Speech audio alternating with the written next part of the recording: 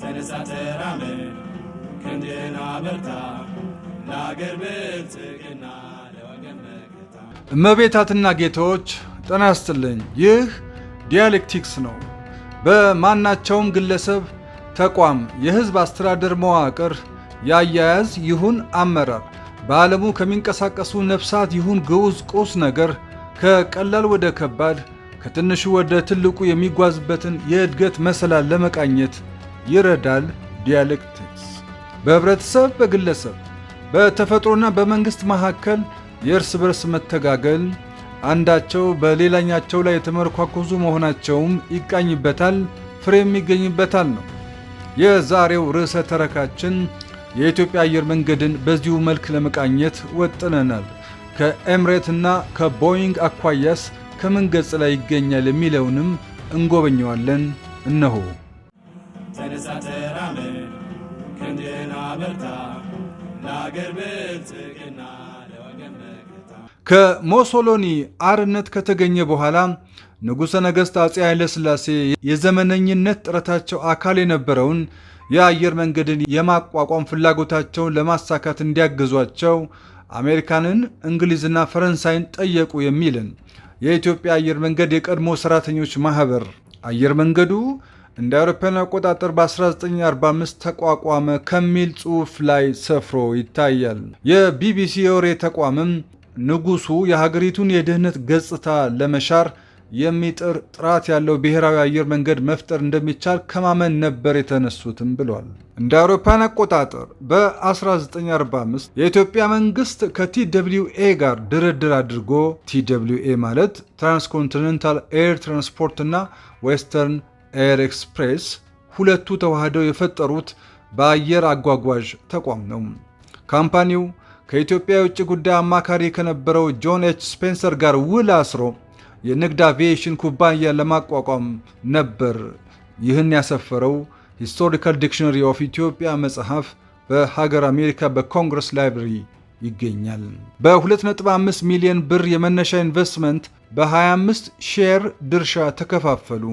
ሁሉም ድርሻ በመንግስት ተይዞ የማኔጅመንት ስራው ግን በቲደብሊውኤ ተይዞ መንግስት የፋይናንስ ድጋፍን እየሰጠ በታህሳስ 21 1945 በፈረንጁ አቆጣጠር ነው የኢትዮጵያ አየር መንገድ ተመሰረተ። የስራና ኮሚኒኬሽን ሚኒስትሩ ፊታውራሪ ታፈሰ ሀብተ ሚካኤል በቦርድ ሊቀመንበርነት፣ አሜሪካዊው ሆሎዌ ደግሞ በዋና ስራ አስኪያጅነት ተሰየሙ። ከምስረታው 4 ቀን በኋላ ቦርዱ ተሰበሰበ።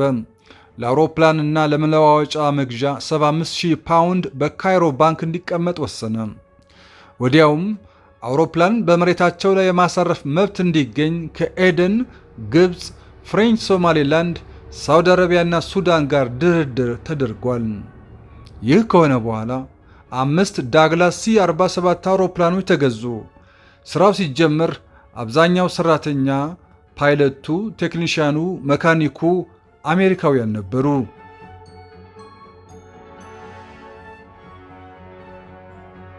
ስራው እንደተጀመረ የ3.7 ሚሊዮን ዶላር ጭነት ወደ ናይሮቢ ያጓጓዘ። 5 ዋና መዳረሻዎችን አበጀ። ከአዲስ አበባ አስመራ፣ ከአዲስ አበባ ጅቡቲ፣ ከአዲስ አበባ ካርቱም፣ በሀገር ውስጥም ወደ ጅማ አቀና። ስራ አስኪያጁ ሆሎዌይ በአበር ሚለር ተተኩ። ለሃጂ ኡሙራ ተጓዦች የኮንትራት በረራ አገልግሎት ይሰጥም ገባ።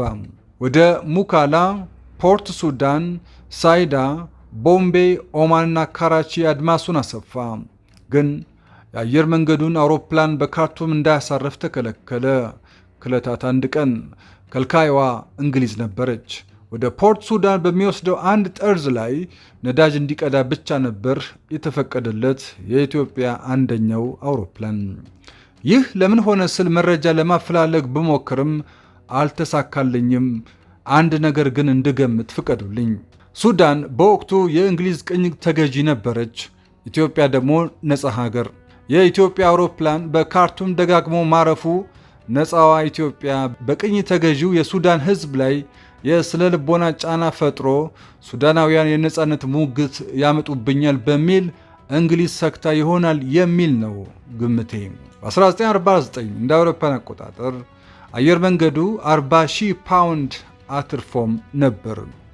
በኬንያ፣ በታንጋኒካ፣ ኡጋንዳና ዛንዚባር የሽያጭ ወኪል ቢሮዎችን አቋቋመ።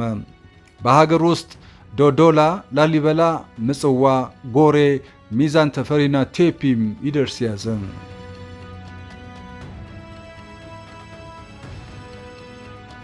ሲገለገልበት የነበረውን የኮንቮየር 240 አውሮፕላንን ለእስራኤሉ አሳይ ስቶር ካምፓኒ ሸጠ።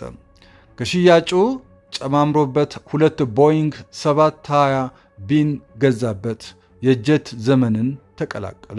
ቦይንግ 720 ጀት ለመግዛት ሲያስብ የልደታው አየር ማረፊያ ብቁነት ይጎድለዋል ውሳኔን ተከትሎ የቦሌ ዓለም አቀፍ አውሮፕላን ማረፊያ ተገነባ።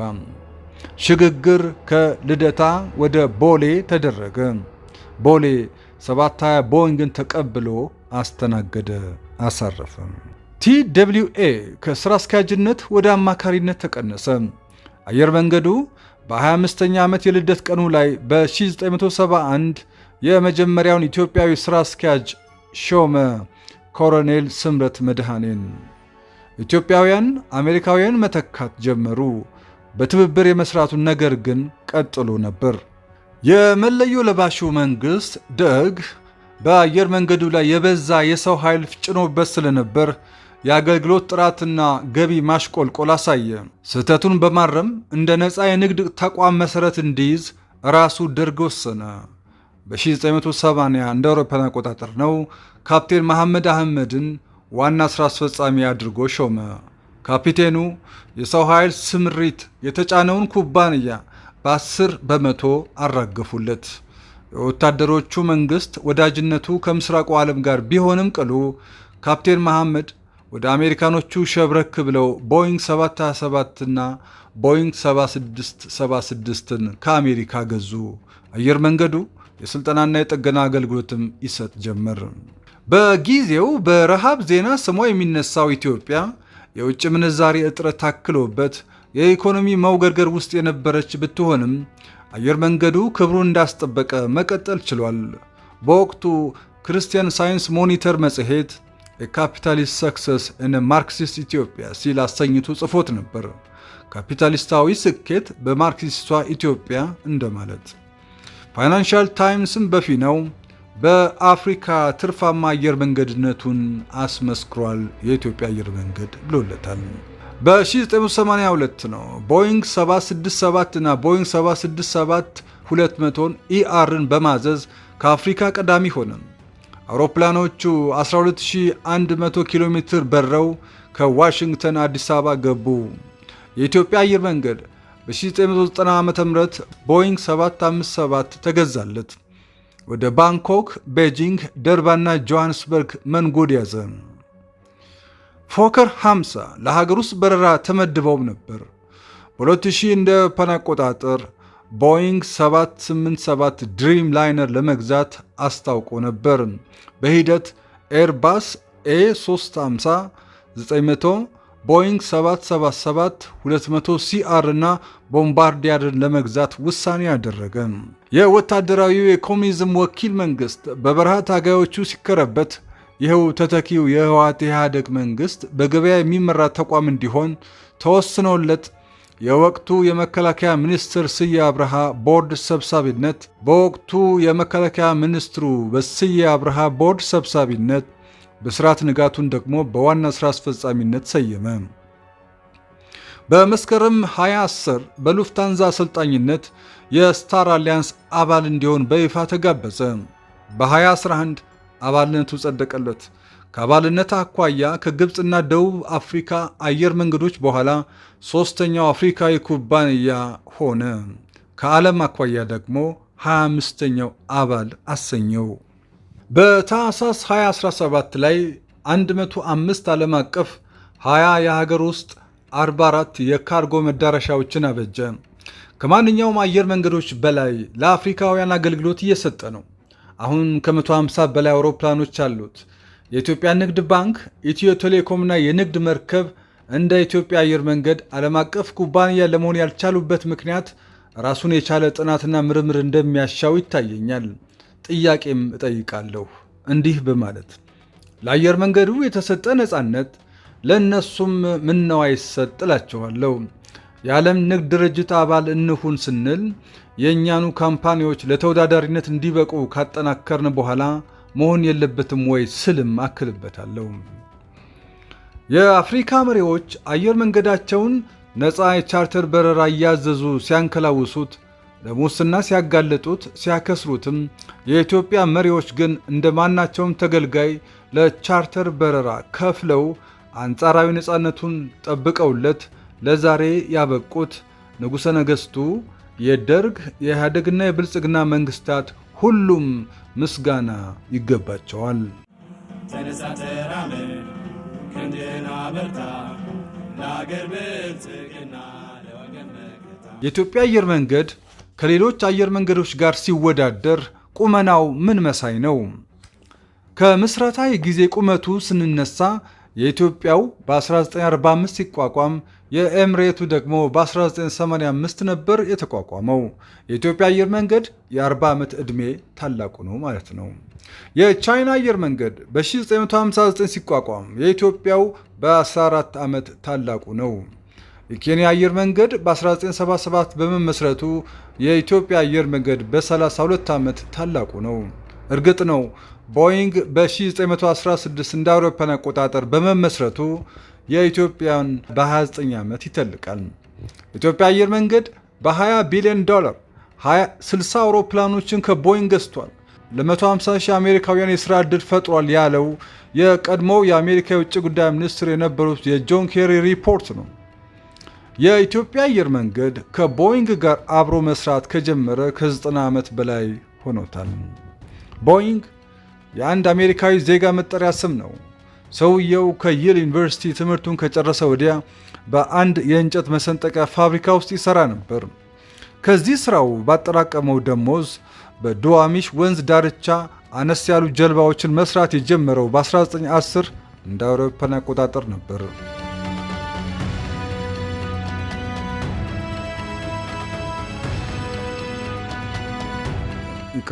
ሚስተር ቦይንግ በ1916 ዓ.ም ላይ ፓሲፊክ ኤሮ ፕሮዳክትስ ካምፓኒን አቋቋመ። የመጀመሪያው ምርቶቹ የባህር ላይ መለስተኛ አውሮፕላን መሳይ መጓጓዣዎች ነበሩ። ከዚሁ ካምፓኒ ምስረታ አንድ ዓመት በኋላ አሜሪካ በጀርመን ላይ ጦርነት አወጀች። ሚስተር ቦይንግ ፓሲፊክ ኤሮ ፕሮዳክትስ ካምፓኒን ወደ ቦይንግ ኤርፕሌን ካምፓኒ መጠሪያነት ለወጠው። የአሜሪካ ባህር ኃይል ለማሰልጠኛነት የሚውሉ የባህር ላይ አውሮፕላኖች አስፈለገው። ቦይንግ አዳዲስ ሞዴሎችን አቀረበ። ባህር ኃይሉ ሞዴሎቹን ወደዳቸው። 50 አውሮፕላኖችን አዘዘ፣ ተረከበም። በዱዋሚሽ ወንዝ በዋሽንግተን ስቴት ፋብሪካውን ተከለ። ቦይንግ የ14 የእግር ኳስ ሜዳ ስፋት ያለው ፋብሪካ ባለቤት ሆኗል። በሁለተኛው ዓለም ጦርነት ጊዜ ቦይንግ ቢ-17 እና ቢ-29 ቦምብ ጣይ አውሮፕላኖችን ገነባ፣ ሸጠም። በዚህ ጊዜ የኩባንያው አብላጫው ሰራተኞች ሴቶች ነበሩ፣ ባሎቻቸው ወደ ጦርነቱ የሄዱባቸው ሚስቶች። ከመጋቢት 1944 ወዲህ በወር 350 አውሮፕላኖችን ያመርት ነበር። በአየር ላይ ነዳጅ የሚቀዳ IC-97ን የሰራው በዚህ ጊዜ ነበር። በጦርነቱ ማብቂያ ዋዜማ ላይ ተፋላሚ ሀገራት አውሮፕላን የመግዛት ችሎታና ፈቃደኝነታቸው ቀነሰ። ቦይንግ ገቢው ወደ ታች ተምዘገዘገ። 70,000 ሰራተኞቹን ቀነሰ።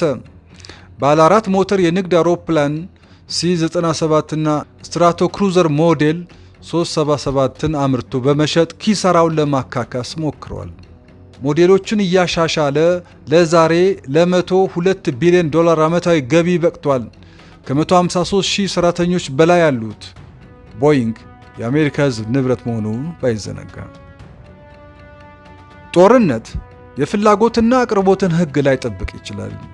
በፍላጎት ሕግ ዋጋ ሲቀንስ የሸመታ ፍላጎትን ይቀሰቅሳል፣ ይጨምራል። ሸማች ዋጋ ሲቀንስለት በእጁ ባለው ገንዘብ የሚፈልጋቸውን አብቃቅቶ ለመግዛት ያስችለዋል ማለት ነው። ኢኮኖሚክስ የማብቃቃት ጥበብም ሳይንስም ነው። በጦርነት ጊዜ የፍላጎት ሕግ ላይሰራ ይችላል ብያቸዋለሁ። ምን ነው ካላችሁ አገራት ለሕልውናቸው ሲሉ ዋጋ ቢወደድባቸውም ካዝናቸውን አዘቅዝቀውም ቢሆን ለጦር ቁሳቁስ ግዢ ይመነዝሩታል። የጦር ግጭቱ ተሳታፊ ሀገራት በዛ ካሉ ደግሞ ገበያው በጣሙን ይደራል። በዚህ መንገድ ነው የጦር ምጣኔ ሀብት የሚያብጠው። እስቲ ሌላኛው የአየር አጓጓዥ ነጋዴ ኤምሬትን እንቃኘው። የ38 ዓመት ዕድሜ ጎልማሳው የኤሚሬት አየር መንገድ 260 አውሮፕላኖች ሲኖሩት የ76 ዓመት አዛውንቱ የኢትዮጵያ አየር መንገድ ከ160 በላይ አውሮፕላኖች አሉት። ኤምሬቱ በጉልምስና ዕድሜው እንዲያ የተለቀው ከነዳጅ ገቢያቸው እየቆነጠሩ ስለሚመግቡት ነው። እንደዛ ነው።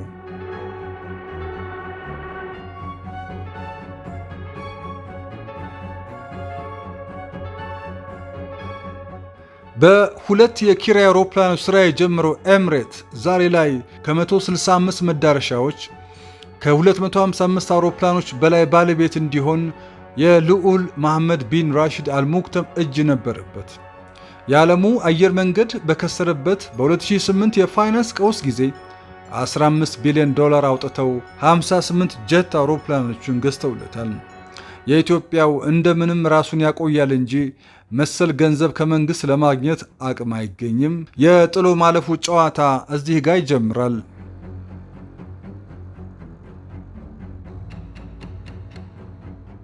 አስር ሆነን ሚኒባስ ተኮናትረን ወደ አሻን ቦታ በምድር እንደምንበር አይነት 10 ተኩኖ ቅንጡ ሶፋ በተዘረጋለት ሳሎን ለመቀመጥ ሲሻቸው ጋደም ለማለትም ቢሆን ስፍራ ያለው የመጠጥ አይነታት የሚቀማመስበት ላውንጅ አሊያም መታጠቢያ ገንዳ ባለው አውሮፕላን የኮንትራት በረራ አገልግሎት በኤምሬት አለ።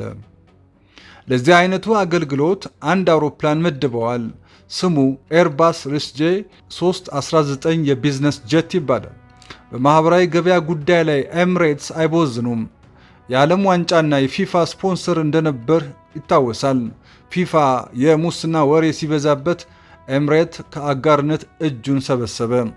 የኢትዮጵያ ወጣቶች እንደሚያውቁት የኤምሬት ስታዲየምን ለአርሰናል እግር ኳስ ክለብ የገነባው እሱ ኤምሬት ነው። ወደ ሰው ሀገር ስንሄድ አረንጓዴ፣ ቢጫ፣ ቀይ ባንዲራችንን ተሸክሞ የኢትዮጵያን ስም አንግቦ እየተምዘገዘገ አጠገባችን ሲደርስ በተለይ ኢትዮጵያውያን ያጨበጭባሉ፣ ያፏጫሉ። አንዳች የማናቀው ስሜት ይወርናል። አፍሪካውያንም አብረውን ሲደሰቱ አጋጥሞኛል። የኢትዮጵያ አየር መንገድን ብዙዎች ኢትዮጵያውያን ይወዱታል፣ ይመኩበታል። በቅርባቸው ሆኖ እንዲያቅፉት የኤምሬቱ አይነት የሶሻል ማርኬቲንግ ቀሪ ስራ ግን አለበት። ማህበራዊ ኃላፊነቱን በገጠርና በከተማ የፈጠራ ሐሳብ ያላቸው ወጣት ጎልማሶችን በፋይናንስና በቴክኒክ ቢደግፍ ለኢኮኖሚያችን ሌላ ድርሻውን ሊያሳየን ይችል ይሆናል። ገንዘባችንን ስናውል ትርፍን በሚወልድ መልኩ ቢሆን ደግ ነው ለማለት ነው።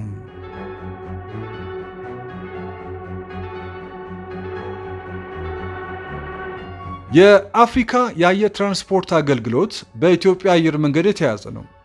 ለወደፊት ግን ኤምሬት ገበያችንን ይጎነትልብን ይሆናል። እኛም ከወዲሁ ካፒታላችንን ማጠባበቅ ይሻለናል። ለማጠባበቅ ደግሞ የአየር መንገዱ ሰራተኞች ድርሻን በጥቂቱ በመውሰድ እንዲሰሩ፣ ኢትዮጵያውያን ድርሻ እንዲገዙ ማድረግ፣ በጥቅሉ በከፊል ፕራይቬታይዝ ማለትም ወደ ግል የማዞር ሁኔታ ሊጤን ይገባዋል ባይ ነኝ። ያው የሰራተኞቹ ትጋት የታወቀ ነውና። የኢትዮጵያ አየር መንገድ ይሸጥ እያልክ ነው ትሉ ይሆናል። አዎ በከፊል ቢሸጥ፣ ግን የሚሸጠው ለኢትዮጵያውያን ብቻ ቢሆን 90% በመንግስት እጅ ሆኖ ከቀሪው 10% ውስጥ 5% ለአየር መንገዱ ሰራተኞች፣ ሌላውን ቀሪ 5% ደግሞ ለኢትዮጵያውያን ቢሸጥ እላችኋለሁ። እንዲህ ብልም እናንተ አድማጮች ሙግታችሁን ትቀጥሉ ይሆናል። እንዲህ ብልም ቅሉ እናንተ አድማጮች ሙግታችሁን ትቀጥሉ ይሆናል። እንዲህ በማለት በከፊልም ቢሆን ለምን ይሸጣል? አትራፊ ካምፓኒን ለእርድ ማቅረብ አይሆንም ወይ ትሉ ይሆናል። ጠቅላይ ሚኒስትር አብይ አህመድ ወደ ስልጣን መንበር በመጡ ሰሞን የፕራይቬታይዜሽን ጉዳይ ይናኝ በነበረ ጊዜ ክቡር ገና ስለ አየር መንገድ ሽያጭ ሲናገር በሬዲዮ ሰማሁት። እንዲህ ሲል አየር መንገድ ይሸጥ ቢባል ካፒታል በዝቶበት ወደ ታች እንዘጭ ሊል ይችላል። 20% ድርሻ ለውጭ ሰዎች ሸጥን ማለት የሀገሪቱን ሀብት በዚህን ያህል መጠን አሳልፈን ሰጠን ማለት ነው ሲል ሰምቼዋለሁ። ፕሮፌሰር አለማየሁ ገዳ ደግሞ በአሜሪካን ሀገር ከሚገኙ 4 አየር መንገዶች በላይ ትርፍ ያስመዘገበው የኢትዮጵያ አየር መንገድ መሸጥ የለበትም ሲልም አድምጫዋለሁ። ክቡር ካለው ላይ ልጀምር። ካፒታል በዝቶበት እንዘፍ ሊል ይችላል ላለው ካፒታል ከበዛማ ካፒታሉን በተለያዩ ቢዝነሶች ላይ በማዋል አየር መንገድ አቅሙን ሊያጠናክር እድል ይሰጠዋል። የካፒታል እጥረት ባለበት ሀገር እንዲህ ያለ አስተያየት መስጠቱ ጡር ያለው መሳይ ነው። 20 በመቶ ድርሻ መሸጥ ማለት የድርጅቱ 20 በመቶ ያክል ሀብትን አሳልፎ መስጠት እንዳይደለ ልተንፍስበት። 80 በመቶ ድርሻ ይዘህ 20 በመቶ ድርሻ ስትሸጥ ያንተ 80 በመቶ ድርሻ ካፒታል በ20 በመቶ ይጨምራል፣ ትርፉም እንደዛው ይሆናል የሚል ግምት አለ። ድርሻ መሸጥ ማለት በሰው ገንዘብ መነገድ ማለት እንደሆነ ሊታወስ ይገባል። ኖህ ሳማራ የሳተላይት ሬዲዮን ካስተዋወቀ ካፒታሉን ካጠባበቀ በኋላ ድርሻ ወደ መሸጥ ባይሄድ ቢል ጌት፣ ዋረን ቡፌትና ካርሎስ ሰሊም ሼር ባይሸጡ ኑሮ ዛሬ ቢሊዮነር ላይሆኑ ይችሉ ነበር።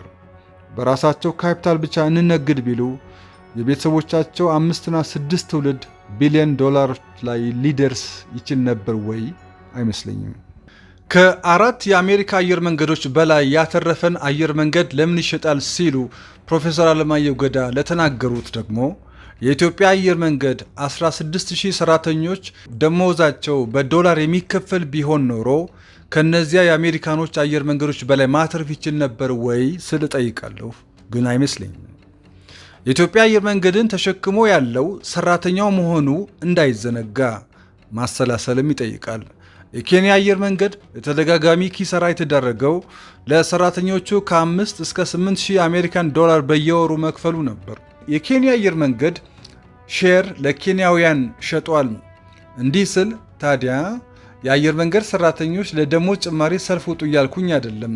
የሼር ሽያጩም በቶሎ ይሁን እያልኩም አይደለሁም። ይልቁንስ የኢትዮጵያ አየር መንገድ ሰራተኞች ከትላንት እስከ ዛሬ ላደረጉት ሁሉ ተገቢውን እውቅና መስጠት ለተቋሙ የነገ ህልውና አስፈላጊ፣ ጠቃሚና ተስማሚ ይመስለኛል። ሊታሰብበት። ደግሞ እዚሁ ላይ የኢትዮጵያ አየር መንገድ በከፊልም ቢሆን ይሸጥ የማለትህ አቋም ምንጩ ምንድን ነው ብለህ ጠይቀኝ። ምላሼ እንዲህ ይላል። የአቪዬሽን ኢንዱስትሪ ተሞላቆ እንዳደገ ልጅ በሰባራ ስንጥሩ ነገር ሁሉ ሆድ የሚብሰው ኢንዱስትሪ ነው። የአንዲት ወፍ ክንፍ ሞተር ውስጥ ጥልቅ ቢል አውሮፕላን ሊወድቅ ይችላል። አንድ ሰሞን ደመና ሆኖ ቢዘልቅ በረራ ይቆማል። ጦርነት ባለበት አካባቢ አውሮፕላን አይንቀሳቀስም። ዲፕሎማሲ ሲበላሽ ወደ የሀገራቱ አይኬድ ይሆናል። ተቀናቃኞች ተመሰጣጥረው ከገበያ ሊያስወጡህ ሊያሴሩ ይሆናል። በቴክኒክ ስህተት የተነሳ አውሮፕላንህ ቢከሰከስ ያንተን አውሮፕላን ለመሳፈር ደንበኞች ፎቢያ ካበጁ ገበያህ ወደ ታች ጉዞ ይጀምር ይሆናል። የበሽታ ወረርሽኝ ሲያጋጥም ወይም የዓለም ኢኮኖሚ ቢቀዘቅዝ የአቪዬሽን ኢንዱስትሪ እንዘ ጭንገው ይል ይሆናል። ኢኮኖሚው ከወደቀበት እስኪነሳ ምን ይውጠናል ነው ጥያቄው። ምናልባት እንዲህ ያለ ነገር ካጋጠመ ደሞዝ መክፈል፣ ብድር መክፈልና ወዘተ ማጣፊያው ሊያጥር ይችላል። ይህ ከፕራይቬታይዜሽን ጋር ምን አገናኘው የሚል ጠያቂ ይኖራል። እንዴት አይገናኝ ነው መልሴ። የካፒታል ጡንቻችንን ድርሻ በመሸጥ እናፈርጥመውና ተዛማጅ የኢንዱስትሪ መስኮችን እንከፍትበታለን። በፈረንጅኛው ቢዝነስ ዳይቨርሲፊኬሽን ውስጥ እንገባለን ነው። የአየር ጠባይ ደህና እስኪሆን ጦርነትም ጋብ እስኪል የዓለም ኢኮኖሚ ቀዝቅዞ እንደሆነ ጋም እስኪል እጃችንን አጣጥፈን የሌሎችን ወሮታና ገለታ አንጠብቅም። በከፈትናቸው ሌሎች ኢንቨስትመንቶች እናዘግማለን፣ እንሰነብታለን። የደሞዝና ዕዳ ክፍያችንን እናቃልላለን። አየር መንገዱ ላልሰራበት ጊዜ ኪሳራ ላይ እንዳይወድቅ ካፒታል እንደጉመዋለን። ሳንካዎቹ ሲነሱልን ደግሞ በአየር ደንበኞቻችንን ማጓጓዝ እንቀጥላለን። በዚህ ረገድ የቦይንግን ልምድ ላጫውታችሁ። ቦይንግ የሚታወቀው በአውሮፕላን አምራችነቱ ነበር። በስሩ ግን ዩናይትድ ኤርላይንስ የሚባል የአየር ትራንስፖርት አገልግሎት የሚሰጥበት ካምፓኒ ነበረው። ለዚሁ አገልግሎት የሚውሉ 58 አውሮፕላኖችን ባመረተ ጊዜ የአሜሪካ መንግስት የሌሎችን ተወዳዳሪ ኩባንያዎችን ገበያ ይጎዳል ሲል ክልከላ አደረገ። በ1934 የአየር ንግድ ሥራ አዋጅ ወጣ። የአየር ትራንስፖርት አገልግሎት ሥራና አውሮፕላን የማምረት ሥራ በተለያየ ኮርፖሬት ንግድ ጥላ ስር እንዲተዳደር ተደረገ። እናም ቦይንግ 3 ቦታ ተከፈለ። ቦይንግ ኤርፕሌን ካምፓኒ፣ ዩናይትድ ኤር ሳይንስ፣ ዩናይትድ ቴክኖሎጂስ በሚሰኙ ቢዝነሱ ልዩ ልዩ አይነት ሆነ። ሚስተር ቦይንግ ድርሻውን ይዞ ወጣ። ሰውየው ስሙን ከትቦ አልፏል። ኩባንያው የአሜሪካ ሕዝብና መንግሥት ንብረት ሆነ። ቦይንግ ቀለል ያሉ ባቡሮችንም ያመርታል። ከአንድ 6 ዓመት በፊት የትራምፕ አስተዳደር በሁዋዌ ላይ ማዕቀብ ሲጥልበት ሁዋዌ ቀን እስኪያልፍ ሲል የአሳማ እርባታ መጀመሩን እናስታውስ። ራሱን ለማቆየት ሲል ያደረገው ነበር። የኢትዮጵያ አየር መንገድ አውሮፕላንን ማምረት የሚጀምረው መቼ ነው? በኢትዮጵያ የተገጣጠመች እሸት የተሰኘች ጸረ ተባይ መድኃኒት ስትረጭ በ1981 ዓ.ም በኢትዮጵያ ቴሌቪዥን ጥቁርና ነጭ ቴሌቪዥን ማየቴን አስታውሳለሁ። 30 ዓመት አለፈው። ዛሬም ፀሐይ እየመጣች ነው።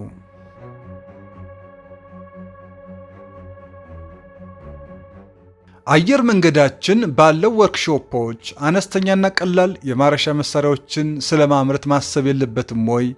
በሆቴልና ቱሪዝም በሰፊው መንቀሳቀስ የለበትም ወይ? የአየር ትራንስፖርት ንግዱን መከወኛ ጊዜ መች ይተርፈውና ይህን ሁሉ ይሰራዋል ብላችሁ ጠይቁ። የ80 ዓመት ዕድሜ ባለጠጋው አየር መንገዳችን በዘመኑ ሁሉ ያካበተው የሥራ ልምድ ለዓለም አቀፍ የኮርፖሬት ቢዝነስ አሰራር ራሱን አጋልጦ የሰጠ ትንሽ አይደለ ልምድ ያካበተ ስመጥሩነቱና አትራፊነቱ ያስገኝለት ብራንዱ አንጻራዊ ነፃነቱ የተከበረለት ተቋም መሆኑ ታታሪ ሰራተኞቹ ከአዳዲስ ነገሮች ጋር ራሳቸውን ለማዋድ የሚያደርጉት ያልተቋረጠ መፍጨርጨር በጡረታ ላይ ያሉ ባልደረቦቹ ለወጣቶቹ ስልጠና ለመስጠት የንበቃለን ዝግጅታቸው የእነዚህ ሁሉ ድምር አለ። የኢትዮጵያ አየር መንገድ በሌሎች የምርት ዘርፎች ላይ ቢሰማራ ብሔራዊ ኢኮኖሚውን ወደፊት ለመንዳት ሊዲንግ ሴክተር ሞዴልን ለመከተል ችሎታ ያለው ተቋም እንደሆነ ይታየኛል። ውስጣዊና ውጫዊ አሉታዊና አዎንታዊ አላባዎችን ማለትም አርጋጅ አናጓጅ ቀሪ አላባውያንን ወደ ጎን በማቆየት የካፒታል ስብጥርን በየዘርፉ አንጓ ላይ በመሰየም በማፍሰስ የሥራ መጠንን በማስፋት የካፒታል እርባታን ህልው ያደርግልናል። እርባታው እሴትን ይወልዳል፣ እሴት ተረፈ እሴትን ያዋልዳል። እንዲህ ሲሆን የማክሮ ኢኮኖሚው መውገርገርን አደብ ለማስገዛት አየር መንገዱ የድርሻው እንዲወጣ እድል ያገኛል ነው። ይኸው ነው።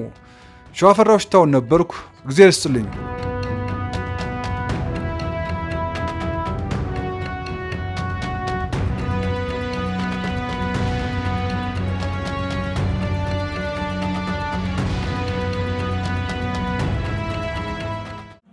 ተነሳ ተራመድ፣ ክንድህን አበርታ፣ ለአገር ብልጽግና